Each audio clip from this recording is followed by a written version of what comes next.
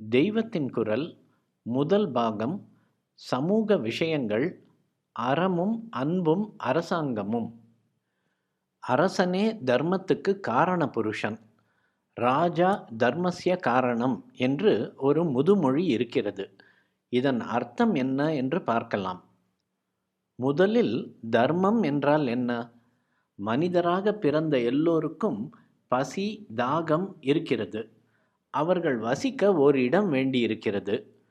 குளிர் வெயிலிலிருந்து காப்பாற்றிக் கொள்ளவும் மானத்தை ரட்சித்து கொள்ளவும் ஆடை அணிய வேண்டி இருக்கிறது. இதற்கெல்லாம் மனிதன் வசதி செய்து கொள்ள வேண்டும். ஏதோ ஒரு தொழிலை செய்தே இதற்கு வசதி செய்து கொள்கிறான். அத்தியாவசியமான சுய தேவையை பூர்த்தி செய்து கொள்வதோடு ஒவ்வொரு மனிதனும் பிறர் விஷயமாக சில கடமைகளையும் நிறைவேற்ற வேண்டி இருக்கிறது.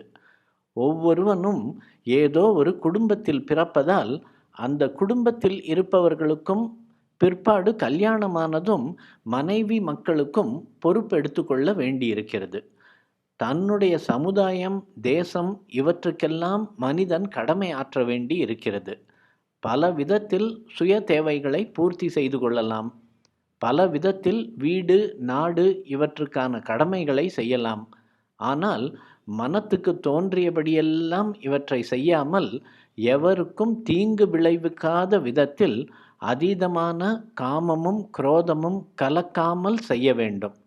தன்னையும் மேம்படுத்தி கொண்டு அனைவரையும் உயர்த்துகிற விதத்தில் தொழிலையும் கடமையையும் செய்ய முடியும். இவ்வாறு சம்பந்தப்பட்ட அனைவரது ஆத்ம அபிவிருத்திக்கும் அனுசரணையாக இக உலக காரியங்களை செய்வதற்குத்தான் தர்மம் என்று பெயர்.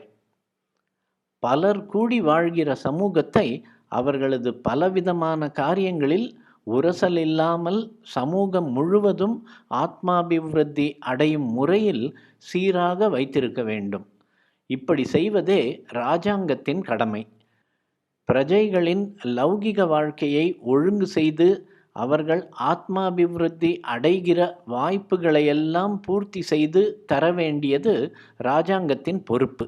இதனாலேயே ராஜா தர்மஸ்ய காரணம் என்றனர். இராஜாங்கம் தனி மனிதர்கள் இவர்களுக்கு பலவிதமான காரியங்கள் ஏற்பட்டிருக்கின்றன.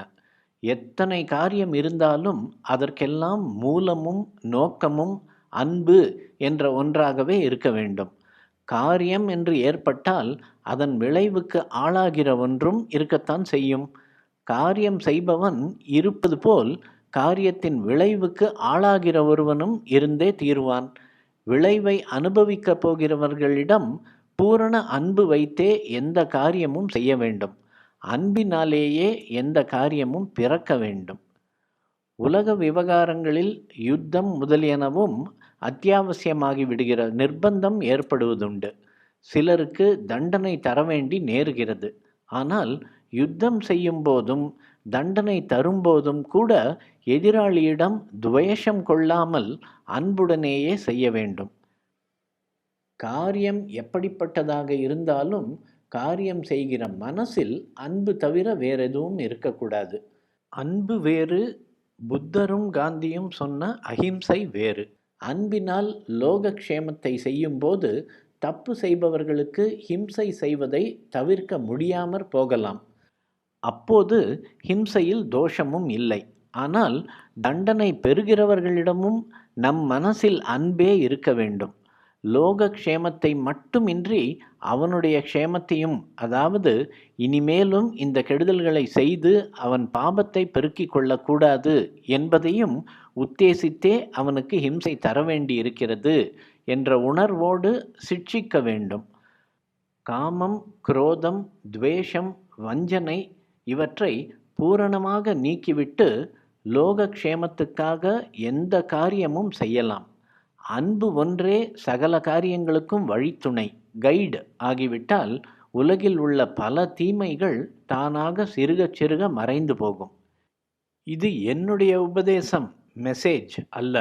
இதுவே பாரத தேசத்தின் சகல ரிஷிகளும் முனிவர்களும் தந்திருக்கிற உபதேச சாரம்.